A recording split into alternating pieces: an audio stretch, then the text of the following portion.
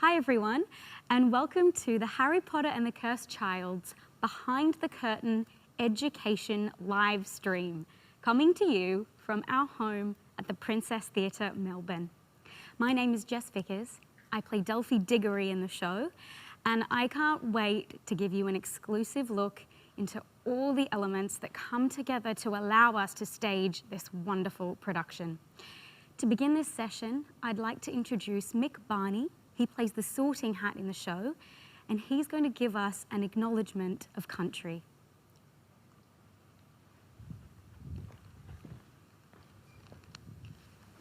Ngai Michael Barney, Wagadagamulaig, Cookie Gubalaig, Ngai Kadal, Abuai Zugubal Baidam, Ngai Olini Japal Jari. Ngai Lakmina Kai Maapasin. Alak kesopo iba nubi ka kunyang alpun kaya ugad gimal daparno. Amata ke dekau bordrama baika. Bunurang, uranjuri, amata ke de itemura kulin ga gaital. Ngai lakmina kai maapasin. Alak nganu numani zagul kui kulmal kai pukulai. Ita ngapa wagel ang alpunya kaimel. I'm Michael Barney from the tribe of Wagadagam. Lag Mabuyag, Western Torres Strait, people of the Northwest Wind. My tribal totem is the crocodile. My tribal constellation is the shark. My skin name is Japal Jari. With deep respect and humility, we acknowledge our Sky Father and Mother Earth and the traditional custodians of this great land, the Bunwurrung, Wurundjeri, and the people of the Kulin Nation. We pay our respects to the elders, past, present, and emerging.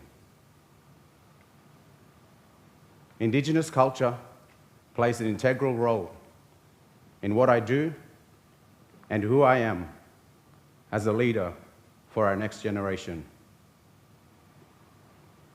It's what I draw upon to allow myself to connect to the characters both physically and spiritually. Culture has and always will be the driving force behind the purpose of my very existence. According to Sorting Hat and Bane, respectively, I have done this job for centuries and many more to come, all for the sake of my land and its people. Kaimeaso, thank you. Harry Potter and the Cursed Child has been playing here at the Princess Theatre since 2019. It was originally conceived as a two-part production, meaning that it was performed over 5 hours in two 2.5-hour performances. In May 2022, it was reimagined as a one-part play that is viewed in one 3.5-hour sitting. We were extremely lucky to have the original director and co-creator of the show, John Tiffany, as well as the original movement director, Stephen Hoggett, come out and guide us through the reimagining process and oversee rehearsals. Rehearsals is something that we still often do here to keep things fresh or to introduce a new actor into the show with our local creative team. Now today, we are going to observe 2 rehearsals, with the first being a movement rehearsal led by our Associate Movement Director, John Shearman. Now, John's key responsibilities are to ensure that each production in Melbourne is carrying out the original vision of the original movement director, Stephen Hoggett, and that it is executed as intended. The use of movement in Harry Potter and the Cursed Child is quite unique, and it can differ from traditional stage choreography. But to hear more about this and to see a rehearsal in action, I'm going to hand over to John. Thanks, Jess. And welcome to all of you watching at home. So, movement is a key storytelling element here at Harry Potter. You see, people communicate to each other physically all the time, whether they mean to or not. And through the direction of our movement director, Stephen Hoggett, our actors convey a wide array of subtext information with their physicality. You see, Stephen's vision for the show was that through movement, we could convey and highlight the themes of travel and journeying that appear so prominently in this narrative. And this can be showcased from the smallest of intimate moments right through to the larger choreographic sequences. Now, the opening of the show condenses the first few years of Hogwarts schooling into a sequence we like to call the montage. And the movement in this sequence allows us to convey the passage of time. It propels the narrative forward and the characters forward, with moments and events dovetailing over the top of each other, and it helps convey the chaos of those first few years of school. Now, the sequence from the montage that we're about to look at is called Wand Dance. And by putting our actors into motion, we're going to look at their positioning, their physical patterns and arrangement, as well as their rhythm, pace, timing, and tempo, and we're going to see how they contribute to the narrative drive overall. So if you could please welcome to the stage Ben Walter, who plays Albus Potter, along with Matt, Axel, Fran, Harrison, Hannah, and Tom. We'll get started. Hey, guys. Hey. So we're going to pick up from bar 1, top. I'll give you 4 for free. We count wand dance in 9s, which is hard to get your head around, but after a little while, you'll get used to it. 4 for free. And we're going to start with the wand taking control first. Elbows are going to lift. And on the 6, start squeezing. Create that torque between the shoulders down. So, ready? 6, 7, 8, 9, 1, 2, 3, 4, 5, 6, 7, 8, 9. Bar 2, we're going to talk through this. On the 1 and the 4, the wand is going to pull you forward in the next sequence. Ready? 4 for free. 6, 7, 8, 9, 1, 2, 3, 4, 5, 6, 7, 8, 9. Next sequence. We're ready to go. So this next part, the wand takes control again, and we call this the Mission Impossible moment. The wand is coming past their faces, trying to slice them, but the students take back control on the 4, 5, 6, 7, 8, 9. Let's again, 4 for free. 6, 7, 8, 9, 1, 2, 3, 4, 5, 3, 4, 5. Let's go back. Let's go to the top and start again. Put that together.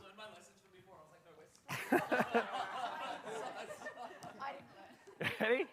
From the top. 4 for free. 6, 7, 8, 9, 1, 2, 3, 4, 5, 6, 7, 8, 9, 1, 2, 3, 4, 5, 6, 7, 8, 9, 1, 2, 3, 4, 5, 6, 7, 8, 9, 1, 2, 3, 4, 5, 6, 7, 8, 9. So let's go back to that moment, the conjure. So after the rainbow, 6, 7, 8, 9, take that wand and really slow that down so it looks like you're really pulling that spell up. That's it. It's a counterclockwise motion. Counterclockwise would be great. Yeah. So 6, 7, 8, 9. And I want you to really imagine whipping this wand. You're whipping it into shape there. And make a point in the distance that you're aiming for. So from rainbows, we'll go the bar before that. 4 for free. We all on the same page? 6, 7, 8, 9, 1, 2, 3, 4, 5, 6, 7, 8, 9, 1, 2, 3, 4, 5, 6, 7, 8, 9. Cool. Let's go back to the top and try again. It's difficult for me to pick up in the rainbows. Yeah. You're traveling a bit further. Yeah. Okay. Ready? Here we go. 4 for free. 6, 7, 8, 9, 1, 2, 3, 4, 5, 6, 7, 8, 9, 1, 2, 3, 4, 5, 6, 7, 8, 9, 1, 2, 3, 4, 5, 6, 7, 8, 9, 1, 2, 3, 4, 5, 6, 7, 8, 9, 1, 2, 3, 4, 5, 6, 7, 8, 9. That's great. That suspension is really nice. So everyone can, that suspension on the back, it's a little bullet time moment where we just slow the pace down. Where would you like to go from? Start again? Okay, let's go again. And we'll move on into the next bars, the jabs. Ready? 6, 7, 8, 9, 1, 2, 3, 4, 5, 6, 7, 8, 9, 1, 2, 3, 4, 5, 6, 7, 8, 9, 1, 2, 3, 4, 5, 6, 7, 8, 9, 1, 2, 3, 4, 5, 6, 7, 8, 9, 1, 2, 3, 4, 5, 6, 7, 8, 9, 1. Let's make that really sharp. So the wand is coming for your head, and your head is the thing moving out of the way. Don't poke yourself in the nose like Hannah has done in the past. Let's go again from, where would you like to start? From the jabs? Yep, okay, let's go from the jabs. 4 for free. 6, 7, 8, 9, 1, 2, 3, 4, 5, 6, 7, 8, 9, 1, 2, 3, 4, 5. So the 5 is the bottom of that dip. So we want to be almost grazing the stage at the bottom. That allows Albus's wand to get stuck. So the idea of the wand's kind of shooting away and you're pulling back control, Albus loses it at that point. Would you like me to do that, Chris? Yeah. I'll mask you a bit. Yeah. Don't give away the secrets. Yeah. Okay, from the jabs again, 4 for free. And 6, 7, 8, 9, 1, 2, 3, 4, 5, 6, 7, 8, 9, 1, 2, 3, 4, 5, 6, 7, 8, 9, 1, 2, 3, 4, 5, 6, 7, 8, 9, 1, 2, 3, 4, 5, 6, 7, 8, 9. Okay, let's go to the top again. How are we doing for time? Cool. Okay, we all ready? Let's make this the clean one. And Eddie, performance level, and add in the vocalization, any characterization you want to as well for this. And make those choices, make them really clear. When is the wand in control? When are you in control of the wand? When are you resting back control from it? Are we free to like say stuff as the characters? You are. You are. Ready? 4 for free, here we go. 6, 7, 8, 9, 1, 2, 3, 4, 5, 6, 7, 8, 9, 1, 2, 3, 4, 5, 6, 7, 8, 9, 1, 2, 3, 4, 5, 6, 7, 8, 9, 1, 2, 3, 4, 5, 6, 7, 8, 9, 1, 2, 3, 4, 5, 6, 7, 8, 9, 1, 2, 3, 4, 5, 6, 7, 8, 9, 1, 2, 3, 4, 5, 6, 7, 8, 9, 1, 2, 3, 4, 5, 6, 7, 8, 9, 1, 2, 3, 4, 5, 6, 7, 8, 9, 1. Great, thank you. So thank you so much for being with us for that rehearsal, and we thank the cast, they've been great. We'll see you later.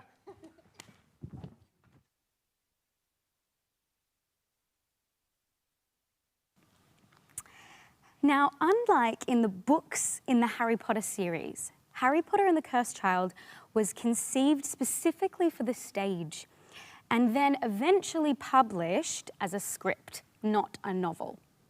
This means that a lot of the detail regarding locations, environments, and emotions given to us in the novels aren't present in the script. The actors working with the director need to develop the depth of character through the rehearsal process and find these details to tell the story holistically. To further speak on this and to take our next rehearsal, it's a joy to introduce David Spencer, who is our resident director here at Harry Potter and the Cursed Child, Australia. The dramaturgical process of bringing a play from the page to the stage can be a challenging and an exciting one. As John mentioned earlier, we use what's called a montage, where we take several scenes of the play and put them end on end to create a sense of momentum from the beginning of the show and economically tell the story by condensing 3 years into a few minutes. The scene that we're going to look at today is part of that montage, and it's called Hogwarts Express 1.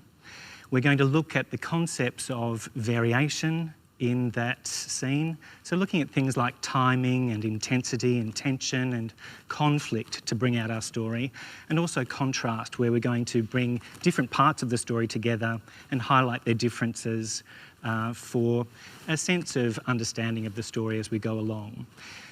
By actually having the meeting of Albus and Rose and Scorpius on the Hogwarts Express, we're immediately going to conjure a comparison between these children and their parents and the meeting that we originally had between Ron and Harry and Hermione on the Hogwarts Express. We soon realised, though, that the story is going to be very different from the one in the past. We use our knowledge of the Malfoys to create a sense of danger and intensity by showing that Scorpius is in fact Draco's son.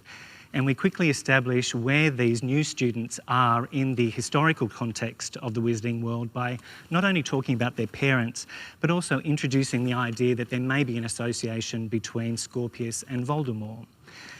When the scene begins, Rose tries to steer the story in a safe trajectory similar to the ones her parents had.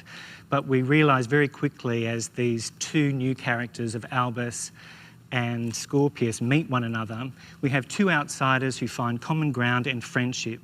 And with the elements of risk and danger applied, we realise this story is going to be very different from the one we know.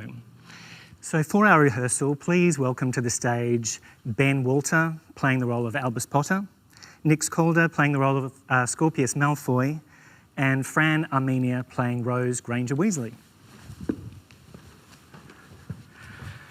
Hi guys. Hello. All right, so we're going to just cut into the beginning of this scene, and we will take it from when Albus walks into the carriage and finds Scorpius alone, and then obviously Fran coming in and finding them talking together and the danger that that may precipitate. All right, thanks very much.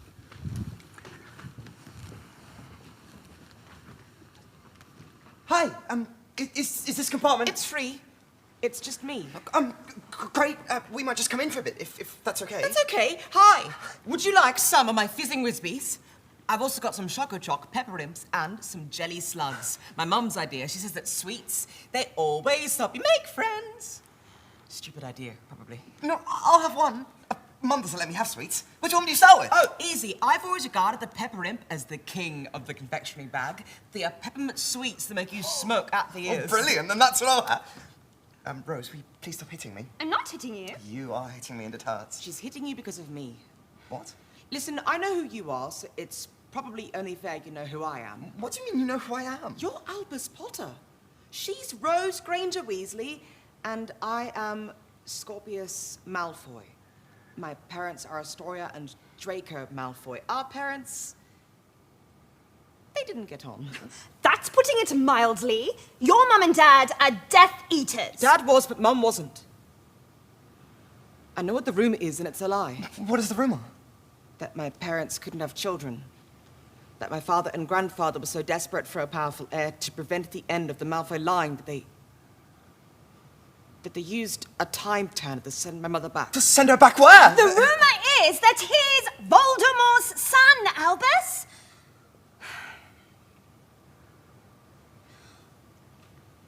It's probably rubbish. I mean, look! You've got a nose! and it's just like my father's. I've got his nose, his hair, and his name. Not that that's a great thing either. Father-son issues, I have them. But I'd rather be a Malfoy than, you know, the son of the Dark Lord. Yes, well, we probably should sit somewhere else. Come on, Albus. No, I'm okay. You go on. Albus, come on. No, I'm staying here. Fine! Thank you.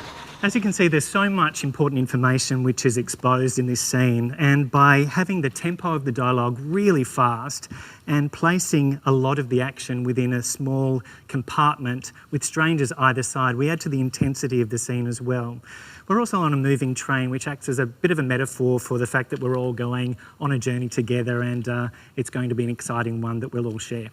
So I'd like to pass back to Jess now, and she'll take us on our next part of the Hogwarts adventure. I hope you've been enjoying some insight into our rehearsals here at Harry Potter and the Cursed Child.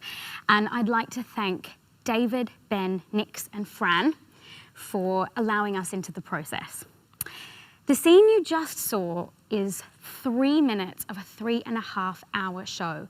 We have done lots of rehearsals here at Harry Potter and the Cursed Child, and we are really lucky to have such a wonderful creative team. We're also extremely fortunate to have a world-class technical crew on the show. Our crew work tirelessly to make sure that our performance runs smoothly and also safely 8 times a week. So let's go and meet some of them and find out about some of the different departments that come together to make, well, magic. Come with me.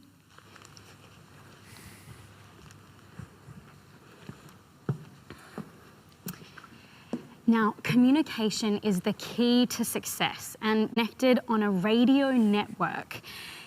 In the industry, we call this comms. This is where cues can be given, safety checks can be made, and updates can be passed on during the performance. There are just as many crew members as there are cast performing. And then when you add all the crew members who aren't on comms, you have twice as many crew members as cast making this show happen. At the helm of this are our stage management team. And I have our Deputy Stage Manager, Yanni Dubler, here to talk about his role. And so we can learn a little bit more about the technical side of things. Hi, Yanni. Hi, Jess. Here we are on the stage of Harry Potter and the Cursed Child. Every direction you look, there are technical elements surrounding us, from more obvious ones like lighting or sound equipment, or our set pieces, to more hidden things like our projectors and automation system. There are so many elements in the show. I mean, I'm in the show and I still don't know how everything works. How do you keep on top of things? Great question, Jess. Just like the actors, the crew rehearse running the technical elements of the show to make sure everything runs and happens safely. During a show, we have a member of the stage management team who calls cues, so the entire crew know when to action the next thing. The show caller and our operators actually have 24 cameras from right around the theatre to make sure the show is running safely, and so that we can make sure the lighting transitions, set changes, and most importantly, the magic that the audience sees is happening at the right time. So there's a whole show happening on the stage and then another entire performance happening backstage. That's correct. The backstage traffic is just as choreographed as what you see on stage. The crew's show actually starts 3.5 hours before the performance starts. We test every single light in the building, we check every speaker and make sure every mic is working correctly. We run every special effect and every automation piece. We prepare all our costumes and wigs for the show. It's an important process to ensure that everything happens and runs smoothly. And one of the teams that are usually the first to arrive and often the last to leave is our wardrobe department. And we have Phil Toole, our head of wardrobe, and cast member Hannah Fredrickson here to show us some of the costumes in the show. Hi, Jess. Hi. Hello. Hello. Hannah, these are all the costumes you wear in the show. That's right. So I do wear all of these, surprisingly, in the show. There's 49 elements that make up my costume pieces within one show, and I have 25 costume changes per performance. So just behind the stage here, we have a corridor that we call the crossover, and there's hundreds of costumes that hang there because some of the changes during the show, and in fact, all of mine are too fast for us to go to our dressing rooms to change, and some of mine are so quick that they actually happen in the wings. Oh my! Do you have a favourite costume? I'm very lucky. I get to play a lot of very beloved characters across the 3.5 hours, so it's very hard to choose a favourite. But I can narrow it down to 2 for you. Okay. I would find it hard as well. It's very hard. I would say my Myrtle look, and the other favourite would be my Lily Potter.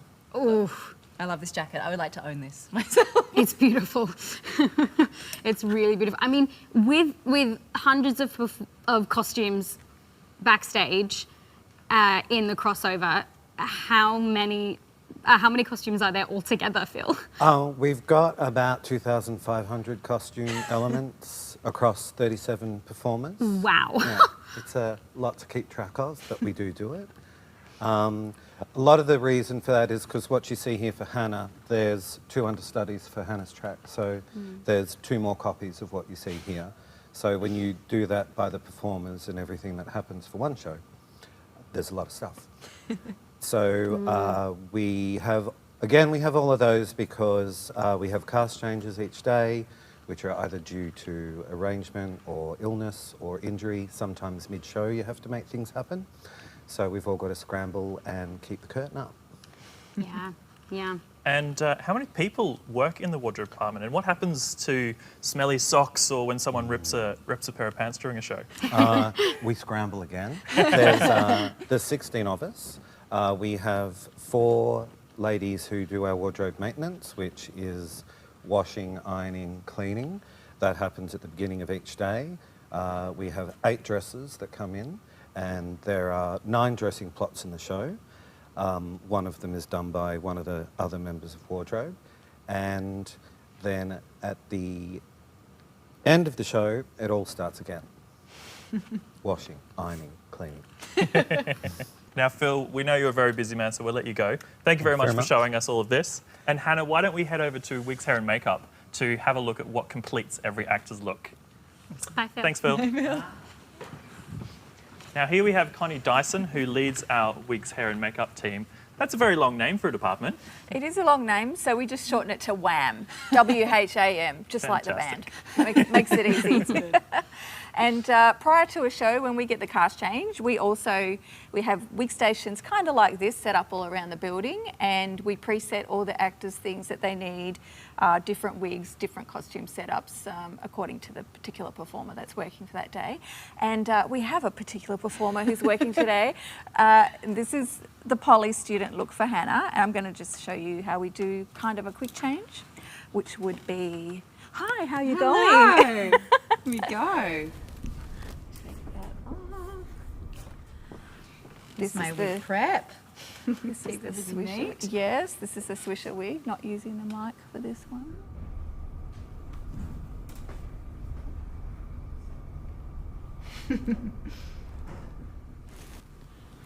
Suddenly a very different age with the uniform.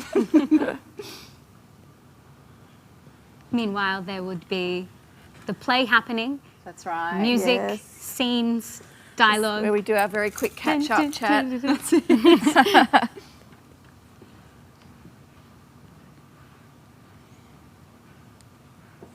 Maybe a smart drink of water. That's right. I think in my particular plot, I actually haven't counted this, but I think I might have 13 wig changes per show. This actually happens. You can never get the lid off the glue pot. This is really what does happen. And then we've got no time left. That's it. Oh my God, hurry up. This particular wig is the one that I wear for the Ministry of Magic. And these, We call it the swisher wigs because they swish their capes in this wig. It's a beautifully choreographed scene. Yeah. And we never leave the actor with these on just in case, you know, when they're walking on stage like that. Chucks away. Yeah, so we've got between 90 and 100 wigs in the show. Wow. Yeah. And how many people do you have on your team, and what are their roles? We have 8 people on the team in total, and on any given show we'll have 5 people working backstage, and they'll be split off in different directions. Some are doing makeup, some are doing prosthetics, and some are dressing wigs, and some are putting wigs on and off. And we kind of all mix up and move around, and we change it up a bit too to keep it interesting. Yeah. Yeah. Incredible. It's such a solid team. And so Connie, you obviously have to prepare a wig for the stage. We do. Can you give us an insight? I've brought a little example here. So this is all the same character. This is McGonagall. So this is McGonagall's wig when it's been washed and left to dry. And then we set it in rollers, kind of like how you would in the salon, but you can stick pins in the head of this one. And that goes into a hot oven, which you can also not do with real humans. And this is the McGonagall wig dressed out. And that holds the lace down nice and secure. And then we take all those pins out and it's ready to apply to the actor. And it looks like Hannah's ready to go. Thank you very much, Hannah Thank and Connie. you. Thank you. Bye. Now, over the course of the play, we are taken to so many locations across the wizarding world. What you're seeing here is the foundational setting of the play that each location in the play evolves from. Some set pieces are manoeuvred by the actors, while others are moved by our crew and our automation department. Christine Jones, our set designer, was inspired by train stations across London because theatres, like train stations, bring us together for a moment in time. Now, Yanni, what would we need to change about this space in order to take us to the Forbidden Forest? So we'll need some help from our technical departments, of course. We're going to start by setting the lighting for the Dark Forest. And next, with the assistance of our automation team and our mechanists, we're going to start to bring on the set and transform everything to bring on some trees.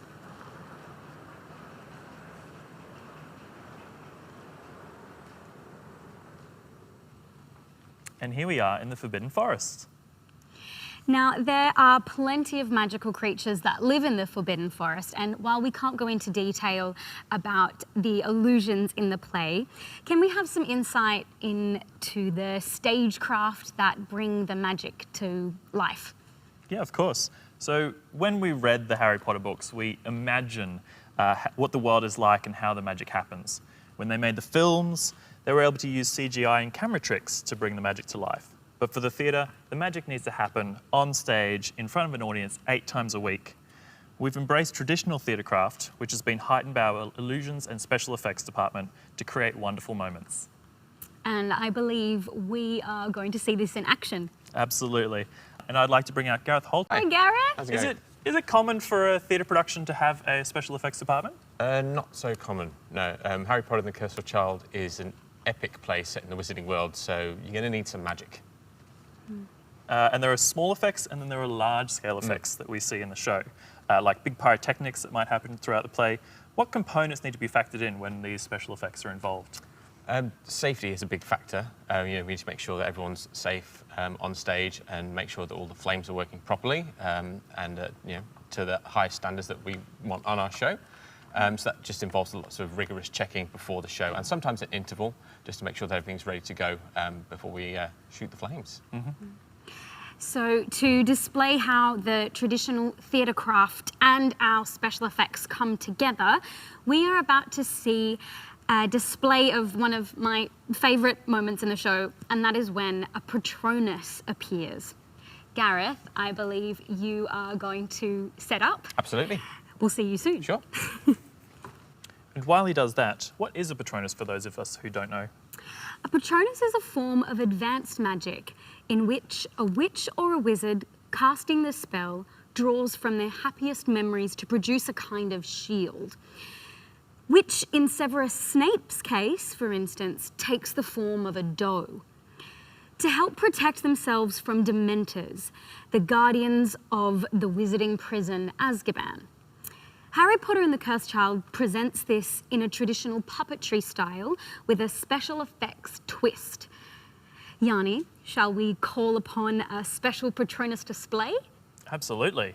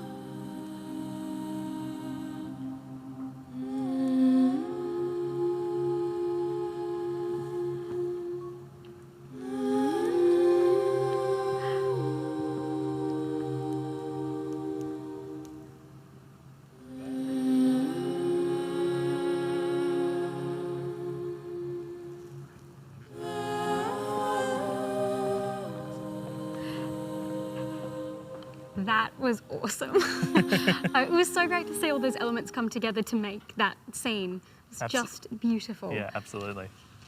Yanni, can you show us how a scene change happens with cast and crew? Yeah, I sure can.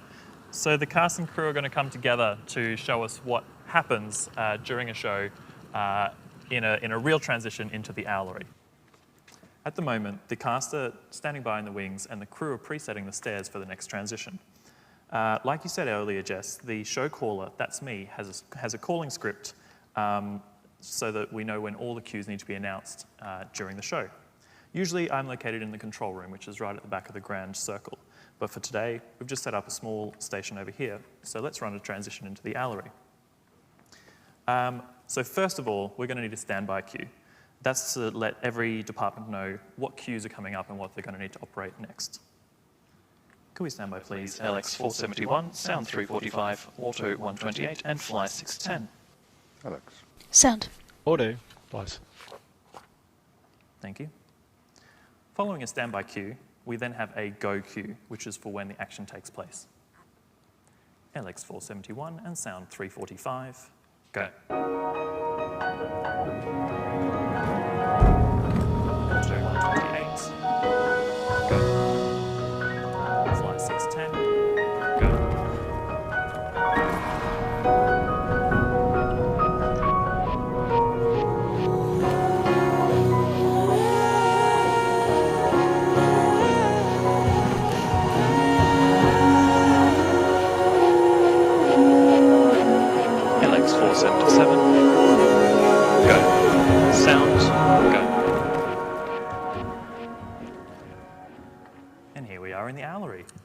That was incredible. We now have a very special message from Stephen Hoggett, the original movement director of Harry Potter and the Cursed Child. Hello there, and this is to everyone watching online. My name's Stephen Hoggett and I am the movement director on Harry Potter and the Cursed Child.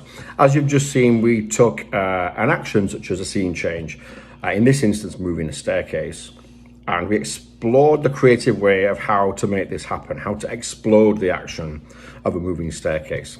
I hope that after this session that you can look at tasks that you're faced with, whether they're on stage or even off stage, and use your imagination to find some wonderful solutions. There are no limitations. I repeat, there are no limitations.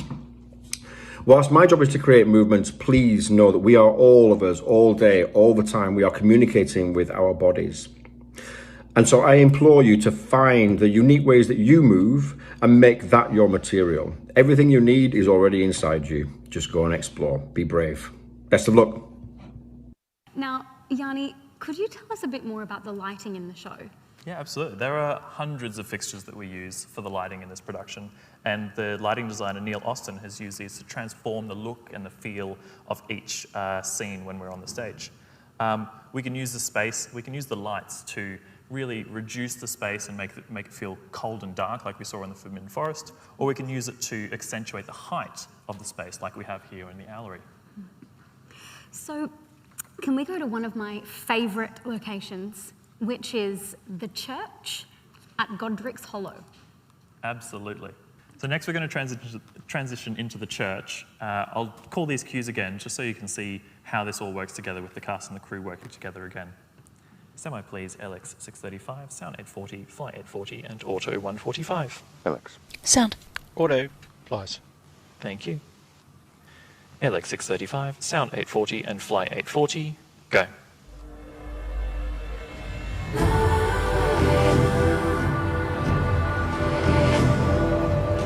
Auto 145, go.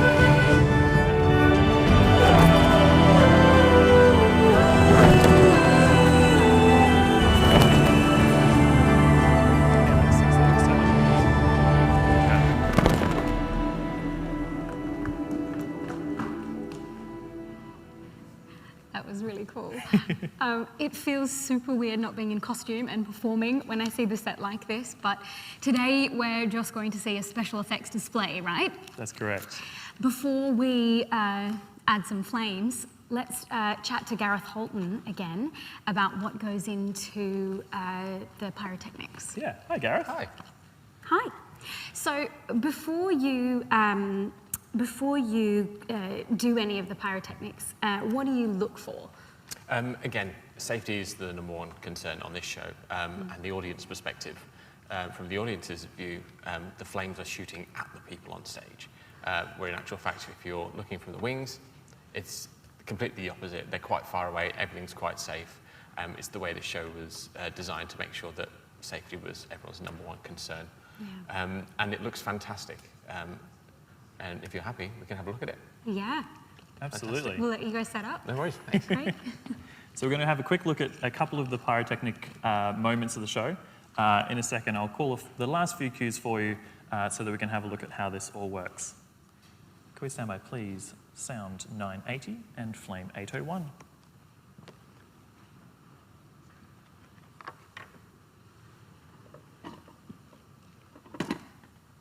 You good, Gareth? Flame. Thank you. Now watch out, this one's a big one. Sound 980 and flame 801, go. So next we're going to just show you the last 4 final flame cues of the final battle, which is very close to where Delphi is usually during the show. We're just going to demonstrate what that looks like for you today in the safety of our set here. Can we stand by, please? Sound 1026 and flame 807. Sound. Flame. Thank you. Sound and flame, go. Go. Go. Go.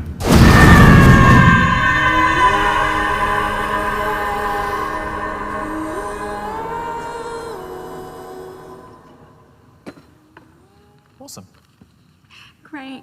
Oh, that was amazing. Yanni, thank you so much for your time today and for showing us what happens behind the curtain here at Harry Potter and the Cursed Child. No worries. Thanks for having me, Jess.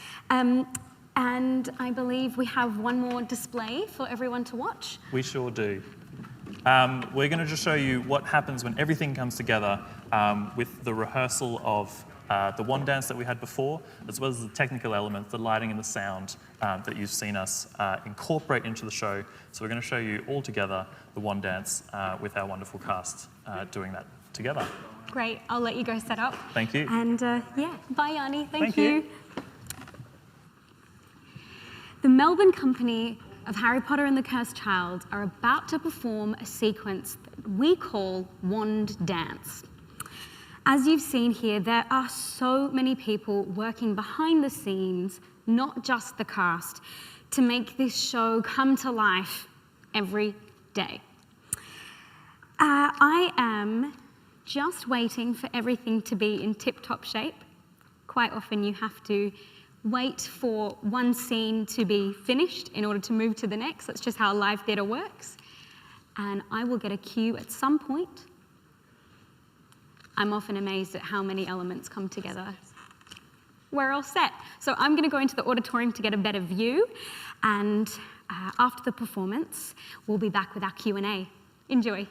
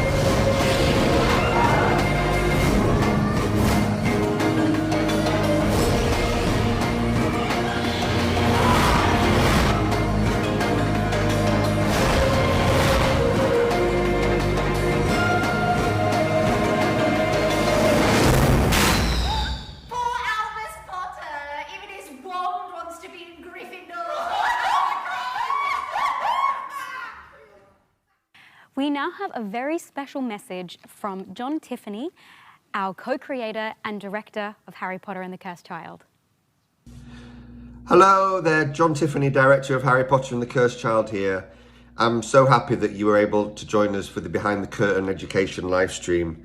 And thank you to the cast and crew of Harry Potter and the Cursed Child in Melbourne, hello, for continuing to share our story. As the co-creator and director of Harry Potter and the Cursed Child, I hope that today has given you an insight into how theatre, and specifically how Harry Potter and the Cursed Child was created, and to understand the magnitude of a production of this scale. I also hope that today has inspired you to see more theatre and art, and to share your own stories, and maybe even to go out there and create your own work. As theatre makers, we aspire to explore what it means to be a human being, and share that work with an audience who are also sharing it with each other, and in doing so, becoming more alive to the world and all its possibilities. Thank you.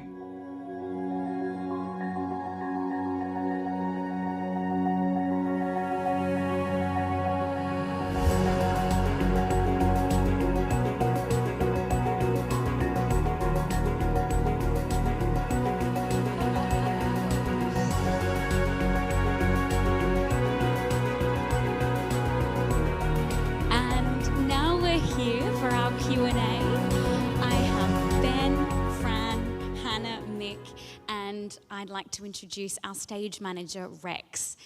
We are going to answer your questions, and remember to use the chat function to submit your questions.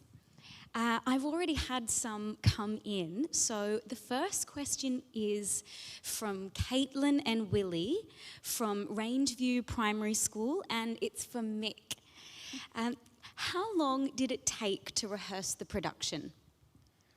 Well, I've only been here for 2 years, and from my experience so far, there's 3 phases in the rehearsal process. There's work-light rehearsal, and this is where we read our lines, we get to share scenes with other performers, we go through our movement and what we need to do with the choreograph from the movement directors. And then we move into what we call the technical rehearsal, and this is where all the other departments come together, the lights, the sound, wardrobe, what else? Wham. There's so many. And obviously the last phase of it is the cover rehearsals, which are all the ensemble members, the swings. From my experience, it doesn't stop. I mean, life's not perfect, but you do everything as best you can to make it perfect. And it's like that with this production. We rehearsed for 6 weeks when I first started. Then we came in, did tech for another 6 weeks. And then after that, I felt like I did more rehearsal than the show. And because things change, there's cast changes, there's injuries, there's people go on leave. So when you step into a new role or someone else come in, like for example, we've had new cast members come in over the past year or in the past few months. And so we have to start all over again and go through all the rehearsal process. So I can't give you a time frame on that, but yeah, it's forever. Thanks so much, Mick. I agree. So the next question is from Reed from Broadfield Secondary College, and it's for Rex. What's the best advice you can give to students who are interested in becoming stage managers or working backstage? Best advice? That's a hard one. I think there's a lot of advice we can give in this one. I would say go for it. I think the best advice is if it's something you want to do, it's absolutely worthwhile and you should absolutely go for it. In saying that, I think there's many pathways into the industry. I don't think you need to necessarily go through uni. We have a lot of people here who have gone through university courses, but we also have a lot of people who haven't been through uni. So you can go to uni or you can go out into the industry, work in all these different areas and start making connections at a base level, and then you might decide to go to uni further down the line, which is sort of what I did, went out and worked and then went back to uni. So absolutely go for it. It's a lot of fun. It's an incredible team of people to work with across the industry, so definitely give it a go. Thank you so much, Rex. Now, we have another question, and this one's for Fran. How were you selected for your role, and why did you want to be involved in this production? Well, I think from the footage that you all just saw, this ain't your average play. We not only get to be actors, but we also get to play with magic, and who gets to say that they do that for a living. And I also think it's pretty cool getting to say that you've been a part of the longest main stage production in Australian history. So that's really cool. My audition process actually started 5 years ago, which because I actually auditioned for this show twice before actually getting this role. So it's a good lesson in perseverance, kids. I auditioned a couple times, but I was actually up for swing roles, not for rows. And that involved a lot of scene work. It was all in person. A lot of it was pre-COVID. So scene work, movement, calls with lots of other people, over a few rounds and over a few days. And then I think the hardest part came like the holding period where you're told you're on hold for the role, but it's not confirmed yet. And I think the longest I was put on hold was, I think, 5 or 6 weeks at one point. And then I didn't get it, which is fine. And then this time round, I was actually overseas working on a show and I was asked to audition for Rose. And it was such a different process. None of it was in person. It was all over Zoom. John was trying to teach me one dance on like a tiny little screen, which is hilarious.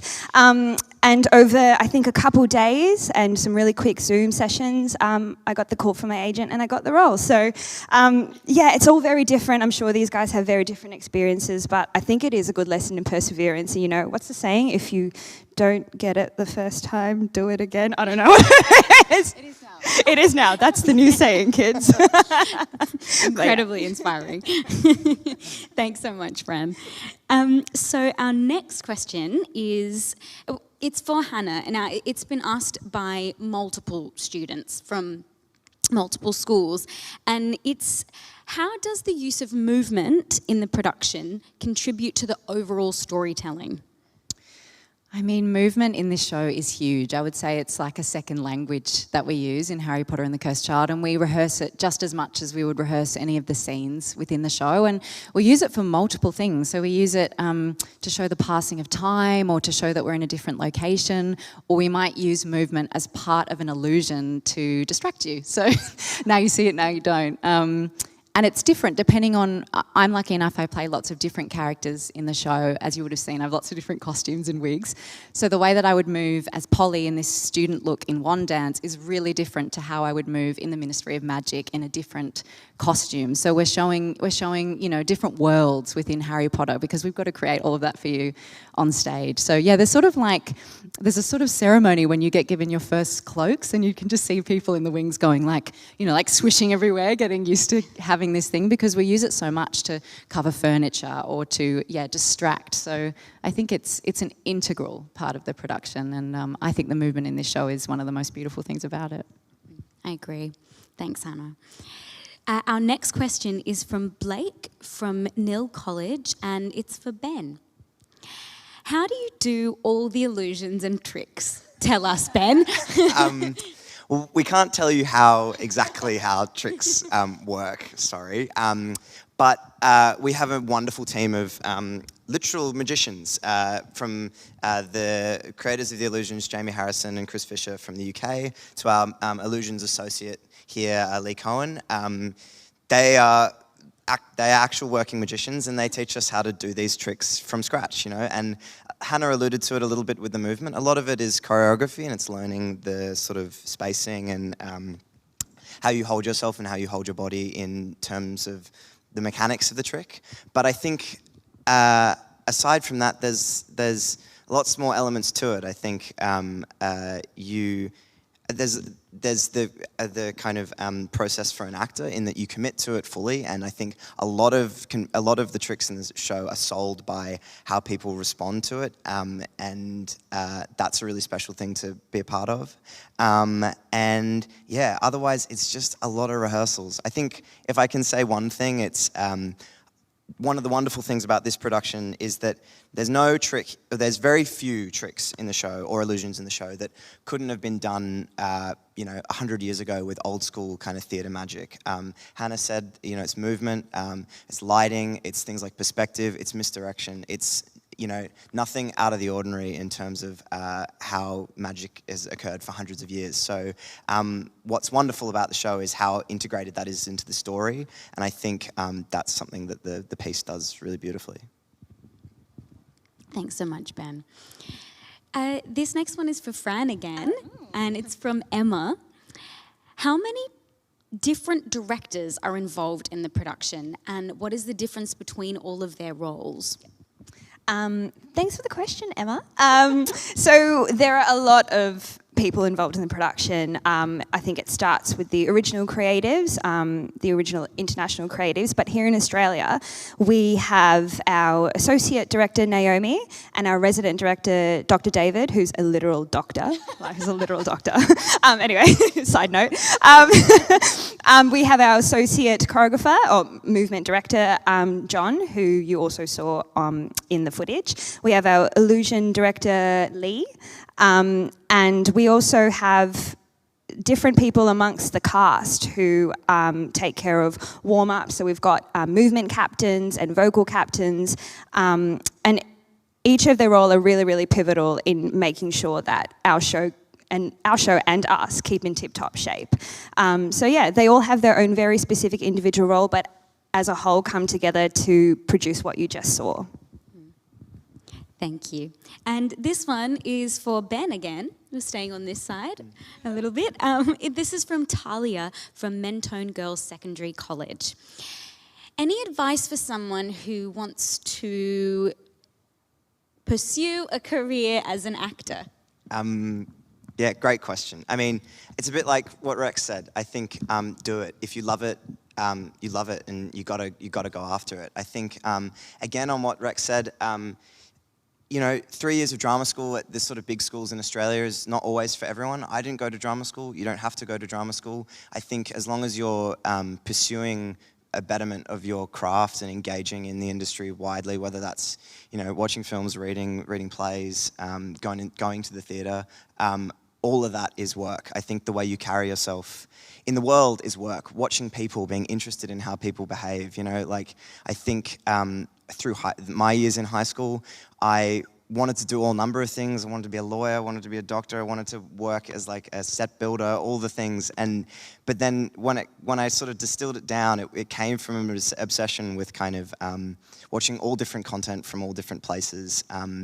And you know, sitting on the tram and being obsessed with the way people are behaving. And I think when I actually stopped to think about what that obsession was, it was a career as an actor was a beautiful way to channel that and use those skills. But I think do it, make your own work. You know, we all have smartphones in our pockets these days. You all have access to the ability to write. This play, like any play, began with like a big sheet of butcher's paper and an idea. It's the same way J.K. Rowling's books came into fruition. So I think you know, further yourself as an artist, make things, and take care of each other and your peers and yourself along the way, because it is an immensely fulfilling profession. And yeah, I'd say go for it. I couldn't agree more. Our next question is for Mick again. Yeah, this is from Layla. What is your favourite scene or dialogue to perform? Wow, okay. I play Sorting Hat and Bane and other characters in this production. And both the Sorting Hat and Bane are quite mythical beings. And both of them are so different, yet so similar. And the way I connect to both of those characters is through my indigenous culture from Western Torres Strait. And they're my two favorite characters to play in the scene, in the show.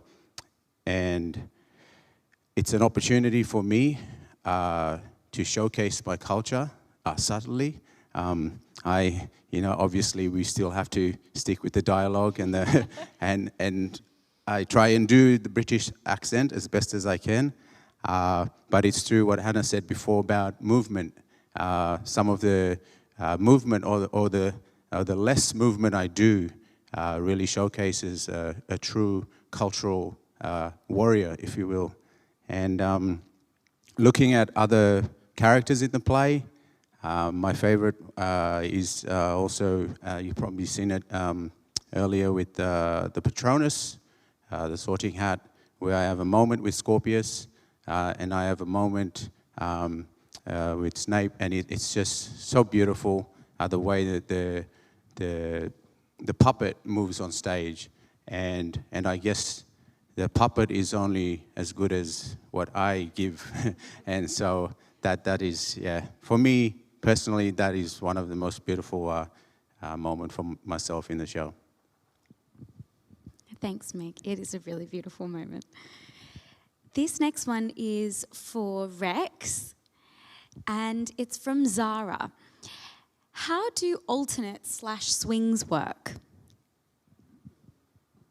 That's an interesting one to come to me.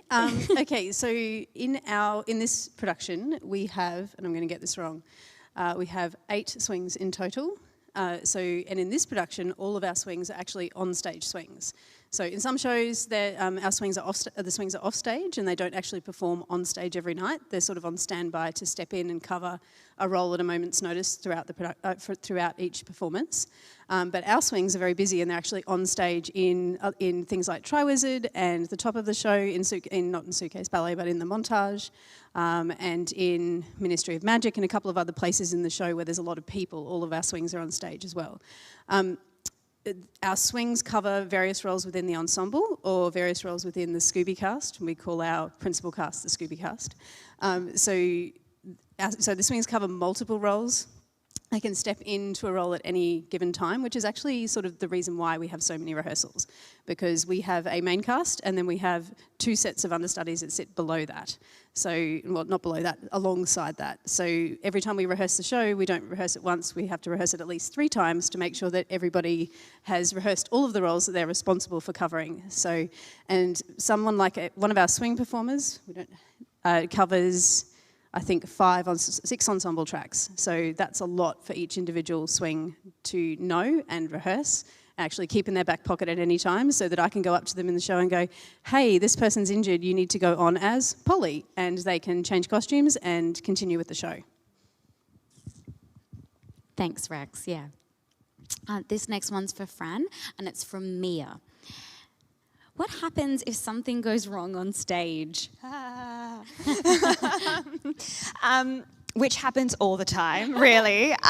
In any live theatre situation, it's live theatre, so anything can happen. I think that's also why it's so exciting.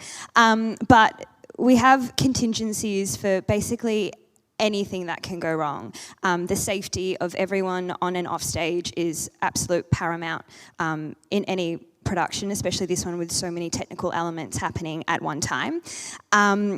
So without revealing anything that I'm not allowed to reveal, contingencies are basically backup plans, safety plans that every single one of us know that if a specific moment, if something's not feeling right, or if we can't go on with the show because of a safety concern, we do what's called a show stop, and there's a signal for it, which is this.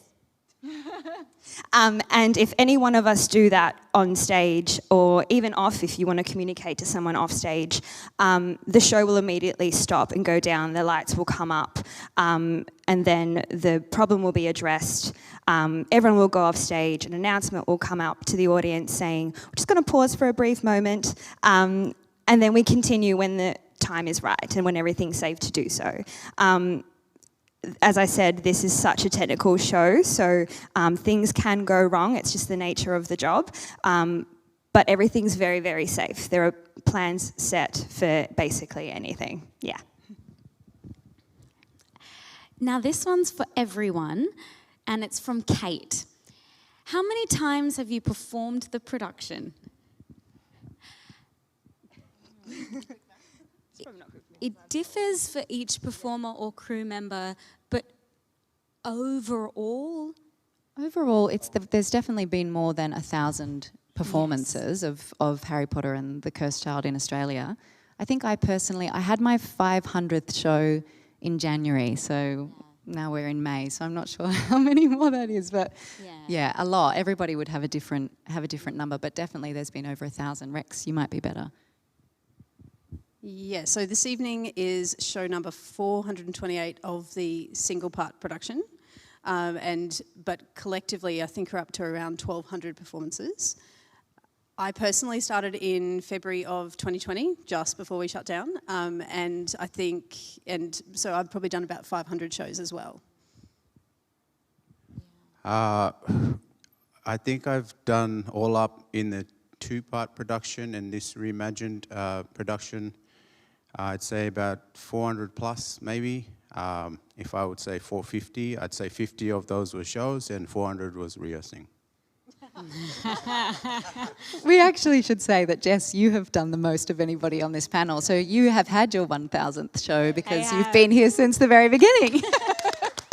Thank you so much. I only started in March, so Jess has done like 1,000 and I've probably not even done like 100, but it feels like I've done 1,000.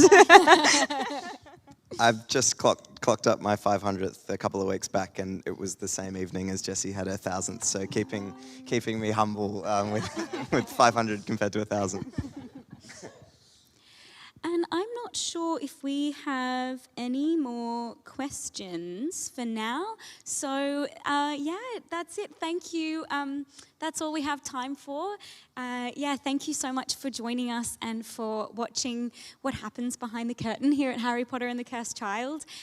There is still time to see the production, although we do leave Australia. We are closing on July 9th.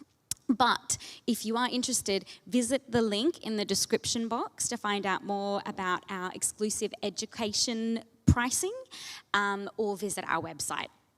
Thank you again for joining us as we looked at some of the magic behind our wonderful show. Bye.